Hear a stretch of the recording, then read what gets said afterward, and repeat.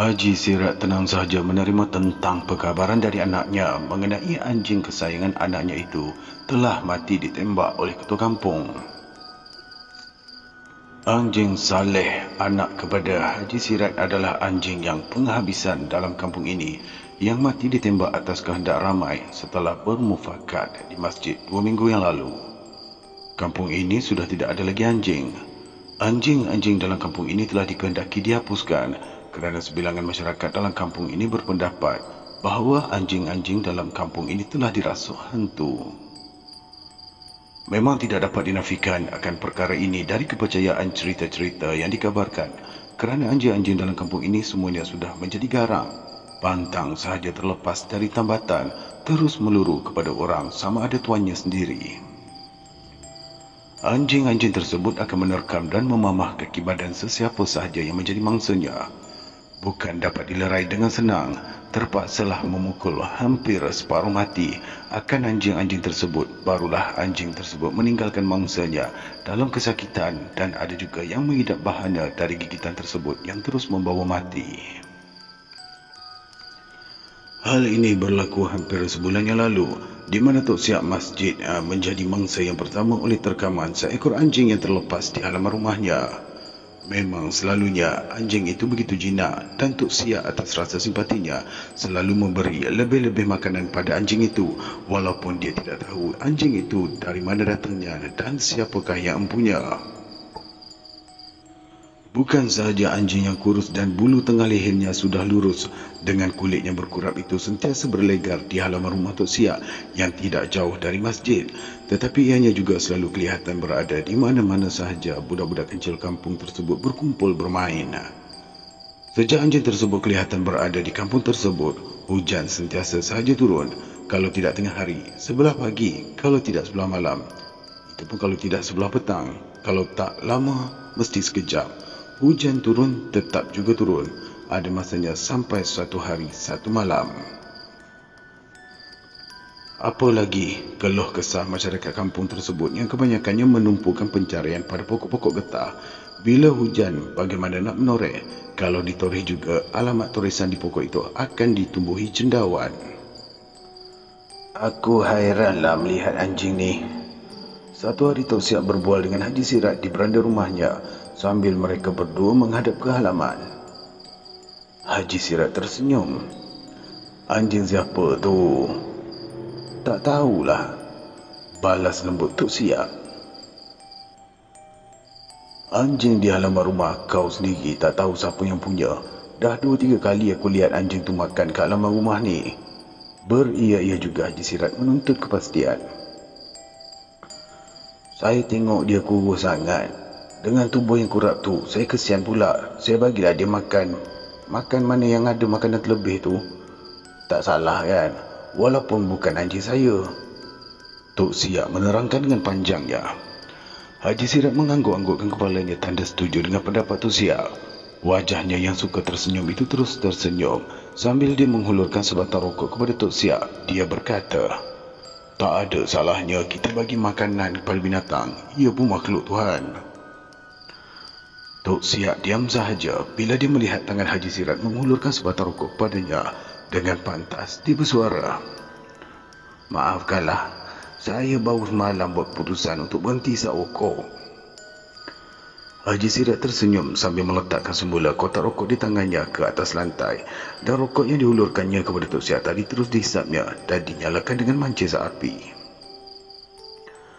Saya berhenti merokok bukan kerana nak simpan duit, tapi dada ni dah tak tahan benar dengan batuk tiap-tiap malam, terutamanya sebelah pagi. Tok Siap berkata dengan nada yang biasa. Sementara itu, mata mereka terus tertumpu kepada anjing kurus berkurap yang sedang baring sambil menjelirkan lidah di atas halaman. Binatang kalau kenyang macam itulah dia. Tok Siap seperti bersungut berkata, dan kalau kita manusia lepas makan tu pandai juga nak cari kerja untuk dapatkan makanan lagi. Haji Sirat cuma tersenyum sahaja sambil mengembuskan asap rokoknya. Saya hairan dengan tentang anjing ni. Sudahlah anjing siapa pun tak tahu, tapi setiap kali aku nak mengambil wuduk, dia akan cuba menjilat kaki aku. Puas benar aku nak ngalau dia. kata Tok Siak. Pasal kau tu selalu bagi dia makan, dia manjalah dengan kau, balas Haji Sirat. Tapi bila matahari dah tinggi, dia nampak muka aku pun tidak di sini. Masuk je waktu sembahyang Zuhur, dia muncul semula dan cuba nak jilat lagi kaki aku bila aku nak kepergi. Puas aku halau. Tok Siak terus bercerita tentang perangai anjing tersebut. Aku ni tak pernah tengok anjing tu dulu. Baru-baru ni lah yang aku nampak. Kadang-kadang kat laman masjid, kadang-kadang tepi padang dekat budak-budak sekolah selalu kumpul. Haji Sirat pula bercerita sambil matanya tepat memandang pada anjing yang sedang berbaring di halaman. Dalam pandangan Haji Sirat, dia terasa ada sesuatu yang terasa oleh hatinya pada anjing tersebut. Ada rasanya dia merasakan gerun memandang anjing tersebut. Ada masanya pula dia merasa kasihan.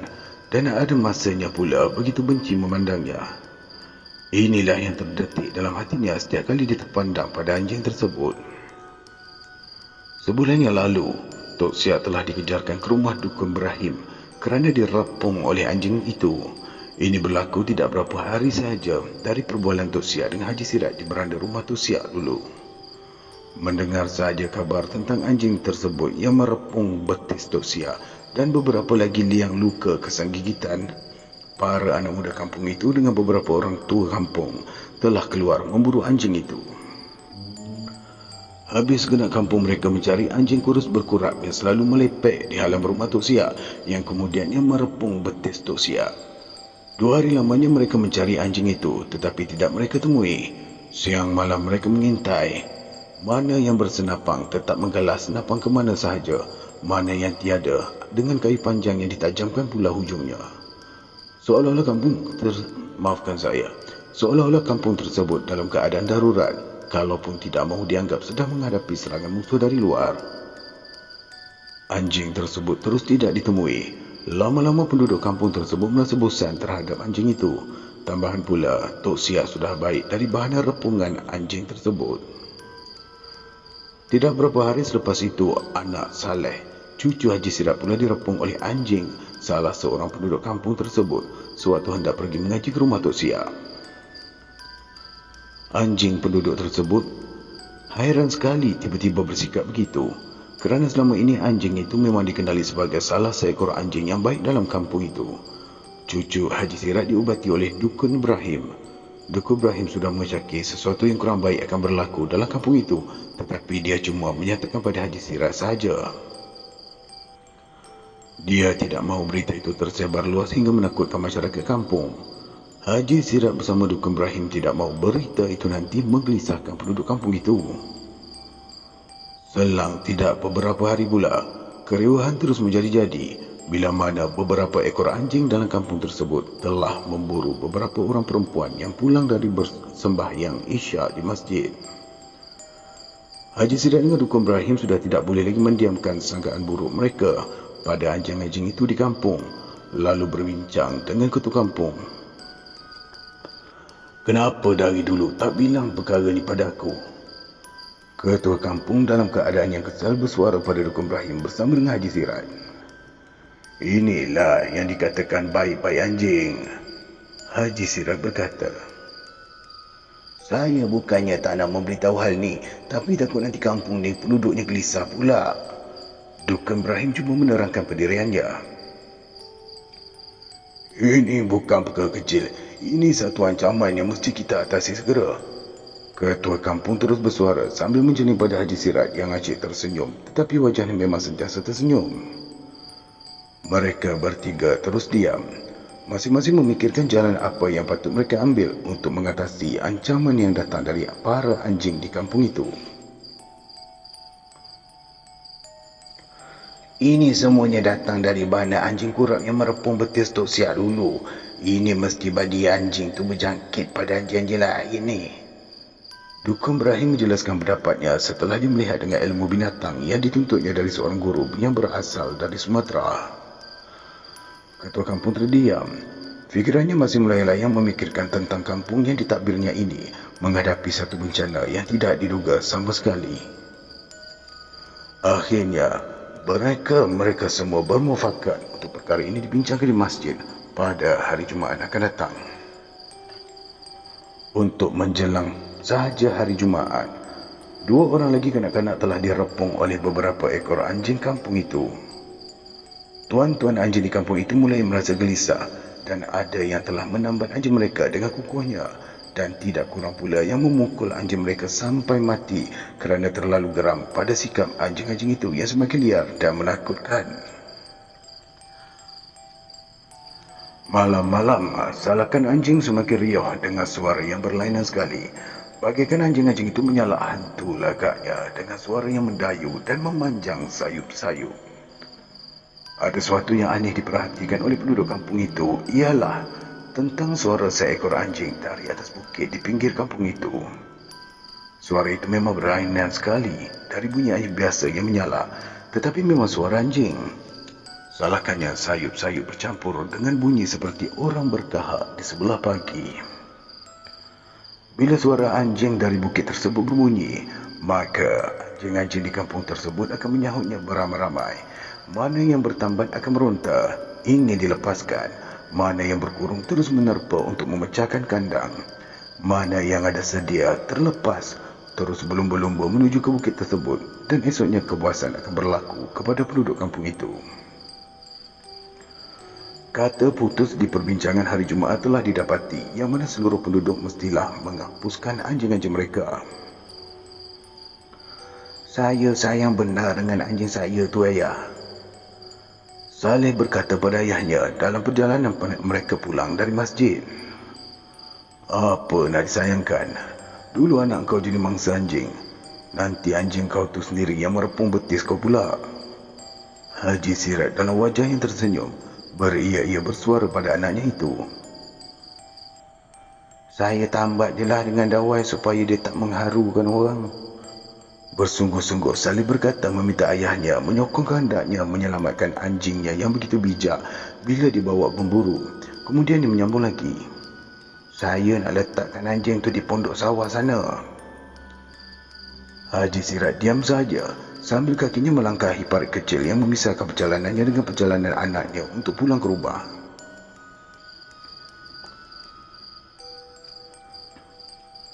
Semua anjing dalam kampung tersebut telah dihapuskan, kebanyakannya dengan menggunakan tembakan dari senapang ketua kampung.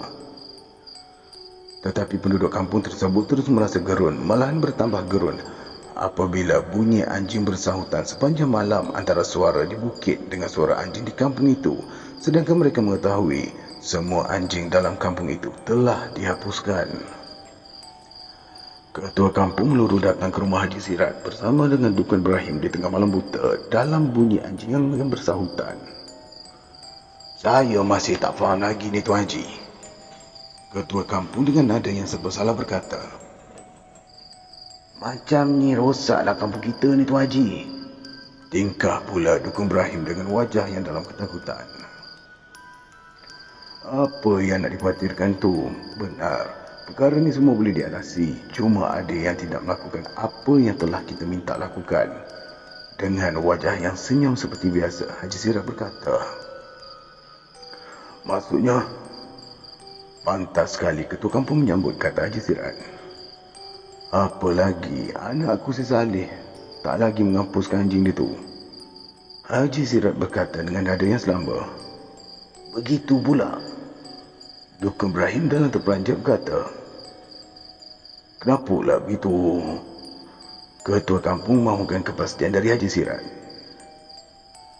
Dia tu begitu sayangkan dengan anjingnya tu kerana anjing dia tu banyak sangat jasa bila dibawa berburu. Banyak mangsa yang didapat. Haji Sirat dengan tenang berkata. Penduduk kampung ni akan menjadi mangsanya juga. Dukun Ibrahim menekankan nada suaranya. Apa sekalilah? Pendek sekali Haji Sirat berkata. Serah je lah pada aku nak menjawab. Aku yang tanggungjawab ke hal tu. Nun, anjing itu tambat kat pondok sawah sana tu. Haji Sirat bagaikan memerintah berkata pada kedua sahabat kampungnya itu sejak dari kecil lagi. Dalam perjalanan pulang malam itu, dari rumah Haji Sirat, ketua kampung yang menggalas napaknya berbincang kecil dengan Dukun Ibrahim. Bukan main sayang dia Saleh pada anjingnya tu. Ketua kampung berkata. Dukun Ibrahim berdiam dan berkata, macam ayahnya jugalah Haji Sirat dulu sebelum naik haji, bukan main kaki burunya. Tidak dari anjing yang dibawanya berburu yang tidak dapat mangsa, walaupun dia tak memelihara anjing seekor pun. Sekarang ni tak nampak langsung dia pergi buru, tapi ialah perangai manusia ni ada kelebihannya. Dia berburu langsung tidak menggunakan senapang, cuma dengan bulu runcing saja dengan anjing orang kampung yang diangkut ke hutan. Tiap kali pergi buru tak pernah pula tak dapat abuan. Ketua kampung berkata begitu panjang sekali, sementara Dukun Ibrahim cuma mengiyakan sahaja. Sejak pulang di haji ni, dia sedar agaknya berburu menggunakan anjing tu kurang boleh. Ketua kampung menyambung perbicaranya. Baru saja pulang di Tanah Suci, nanti kalau dah lama belum tentu lagi. Takut-takut rasa sedap berburu tu berjangkit semula, dan masa tu pasti meragulah dia mencari anjing. Dukun Ibrahim meningkah kata. Bunyi sautan dari atas bukit dengan anjing seekor yang tinggal di pondok sawah Saleh terus kedengaran, dan ada masanya begitu menggerunkan. Saya tidak puas hatilah dengan sikap ketua kampung tu, ayah. Saleh bersuara kasar pada ayahnya bila mendapati anjingnya telah mati ditembak malam tadi. Kenapa dengan anjing kau begitu mempertahankan benar, sedangkan keamanan penduduk kampung ni lebih mustahak kan?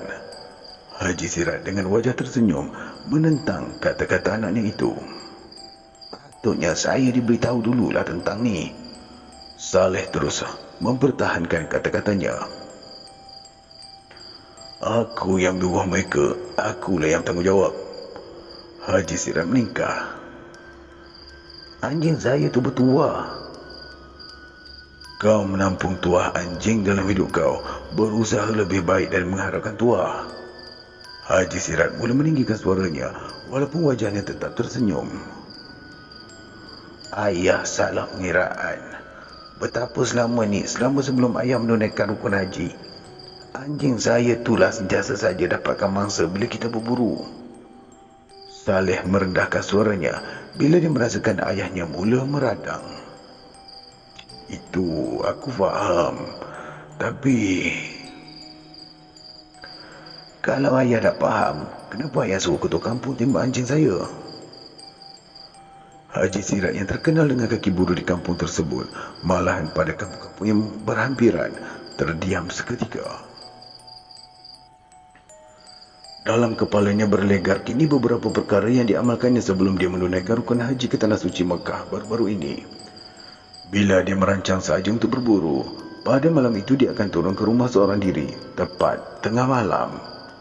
Dia akan membakar kemenyan tunggalnya, lalu menyeru ke bukit dengan membaca ilmu yang dituntutnya sewaktu dia berdagang ke Indonesia dahulu, masa muda-muda dulu. Dan bila dia tidur untuk persiapannya pada pagi esok, dia akan bermimpi seekor anjing gemuk datang padanya. Dan semangat itulah nanti yang akan dapat memberi beberapa ekor anjing penduduk kampung tersebut yang turut mengikut berburu. Kenapa ayah diam?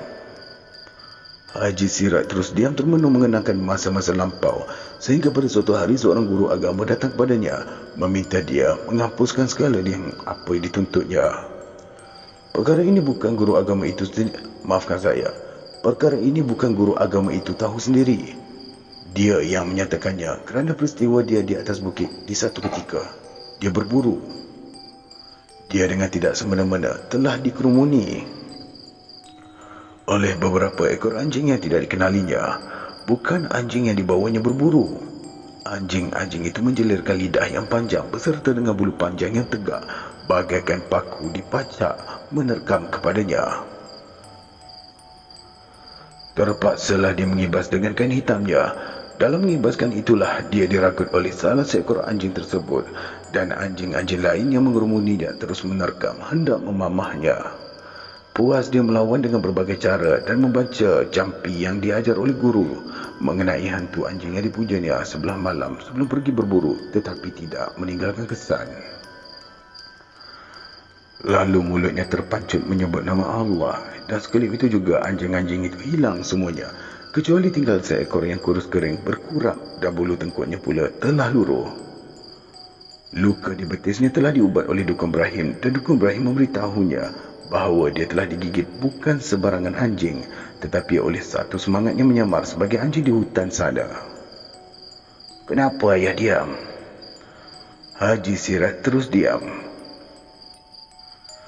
Saya akan menuntut pada ketua kampung akan pembunuhan anjing saya tu. Tegas sekali Saleh berkata pada Haji Sirat. Jangan. Anjing kau tidak bertuah, tidak mendatangkan faedah. Aku yang tahunya. Anjing yang aku puja dahulu yang memberikan faedah bila berburu. Haji Sirat dengan gagahnya berusaha sambil mengadap muka anaknya. Kau tahu, Dukun Ibrahim tidak akan berdiam diri dengan rahsia yang pernah aku ceritakan padanya tentang ilmu yang aku tuntut untuk pergi berburu. Aku boleh menjelmakan anjing dengan jalan memuja di sebelah malam. Anjing kau, anjing dalam kampung ni semuanya sebagai topeng je. Sekarang aku dah buang semuanya tu. Aku dah kembali ke jalan Allah. Aku sedar dan aku sedar. Keras sekali suara Haji Sirat berkata. Tidak berapa lama kampung itu damai dari gangguan anjing di atas bukit yang selalu berbunyi dahulu, kerana tiada lagi bersahutan disebabkan anjing-anjing kampung telah pun habis dibunuh. Sedikit demi sedikit cerita mengenai anjing tersebut berkait dengan amalan yang ada pada Haji Sirat sebelum dia naik haji dahulu.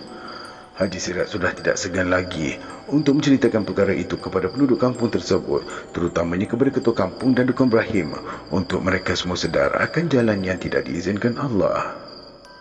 Dia juga mengharapkan supaya anjing tidak dipelihara di kampung tersebut, agar semangat anjing yang dipujanya dahulu di atas bukit pinggiran kampung tidak dapat menjelma ke dalam anjing-anjing kampung untuk meracau, kerana semangat anjing itu sudah tidak dijagainya lagi dan akan meracau bila-bila masa jika kampung tersebut ada anjing.